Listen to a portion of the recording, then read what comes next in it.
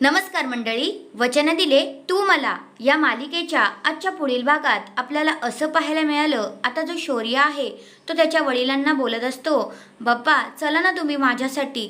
तर लगेचच आता हर्षवर्धन इथे मुद्दामूनच त्याच्यासमोर अट घालतो, म्हणतो तू थांबशील का माझ्यासाठी इथे? असं बोलल्यानंतर आता शौर्य तर शॉकच होतो। आता काय उत्तर द्यावं हे त्याला काही कळतच नाही। मग नंतर आता कुमुदिनी आजी शौर्याला म्हणतात, शौर्य बाळा चल, आपल्याला खूप उशीर होतोय। असं बोलल्यानंतर आता शौर्य एक नजर त्याच्या वडिलांकडे बघतो, नंतर मग तो तिथून निघून जातो।